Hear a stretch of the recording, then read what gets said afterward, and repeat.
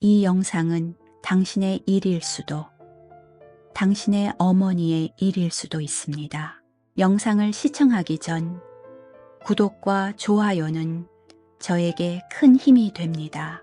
방 안에는 시계 소리만 들립니다. 누군가의 웃음소리도 발자국 소리도 이제는 들리지 않습니다. 올해 65, 이 방에 혼자 앉아 있는 건 자식을 위해 평생 살아온 한 어머니입니다. 1984년 내 나이 24살에 결혼했지요. 그때부터 나는 내 삶보다 가족을 먼저 생각하며 살았습니다.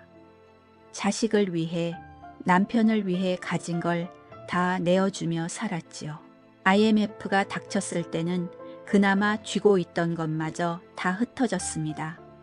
버티고 또 버텼지만 내 청춘은 그렇게 흘러가 버렸네요. 그리고 지금 65, 남은 건 고요한 집과 스스로를 향한 질문 하나뿐이에요. 이제라도 내 삶을 다시 선택할 수 있을까요? 그녀는 지금 인생의 갈림길에 서 있습니다. 다 내어주고도 후회하지 않던 삶. 그녀의 삶은 어떤 길이었을까요? 우리 집은 형편이 넉넉하지 않았습니다. 그래도 부모님이 장롱 하나, 이불 2채 밥상 하나는 챙겨주셨어요. 그거 들고 남편이 구해온 반지하 전세방에 들어갔습니다. 비록 작은 방이었지만 그 순간만큼은 세상 부러울 게 없었지요.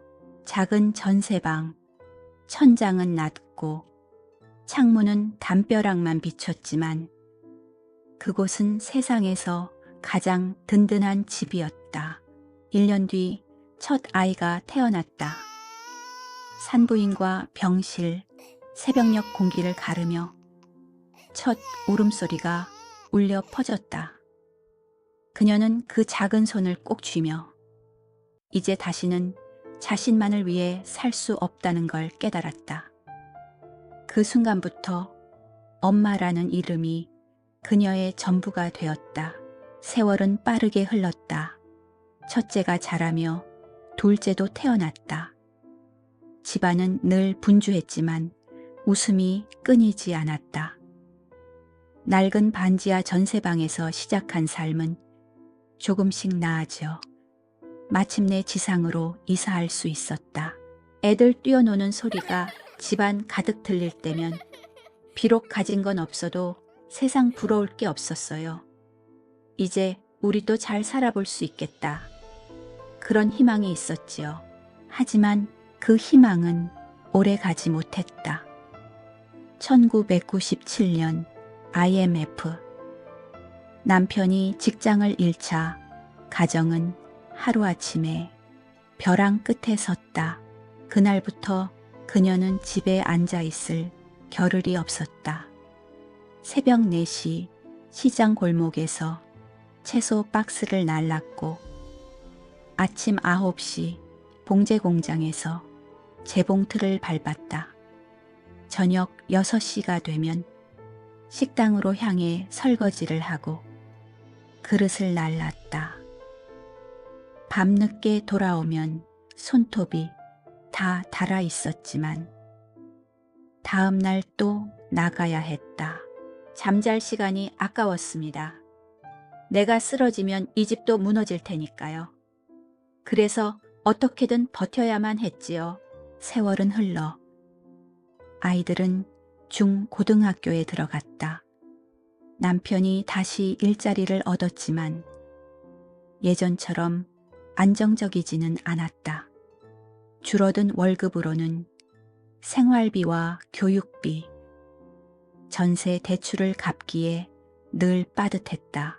내 옷은 해마다 해져갔지만 아이들 교재는 꼭 사주었습니다. 내 청춘도, 내 건강도, 내 꿈도 다 뒤로 미뤄졌지요. 그때 내 삶에는 오직 가족만이 있었습니다. 아이들이 대학에 들어가자 무게는 더 커졌다. 하지만 이번에는 아이들이 직접 대출을 받아 등록금을 감당했다. 그녀는 미안하면서도 그들의 성장을 대견하게 바라보았다. 그리고 그 무렵부터 남편과 함께 일하며 마침내 모든 빚을 정리할 수 있었다. 어느새 아이들은 훌쩍 커서 직장을 구했고 집을 떠났다. 자신의 삶을 꾸려가느라 바쁜 그들은 점점 어머니와의 거리를 두기 시작했다. 직장에 적응하느라, 사회생활에 치이느라 아이들은 부모와의 대화를 점점 짐처럼 여기기 시작했다. 예전처럼 웃으며 대화 나누던 시간은 사라지고 짧은 대답만이 돌아올 뿐이었다. 예전엔 내가 먼저 안부 전화를 걸었지요. 밥은 먹었니? 몸은 괜찮니? 물으면 대답은 늘 짧았습니다. 응, 바빠. 그게 전부였어요. 전화기를 들 때마다 설렘보다 걱정이 앞섰습니다.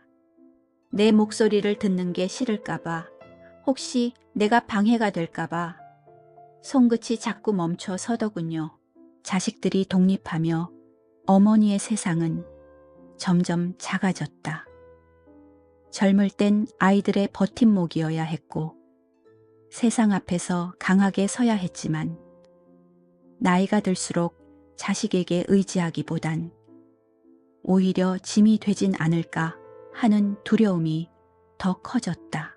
그 두려움 속에서 어머니의 세상은 조금씩 좁아져 갔다.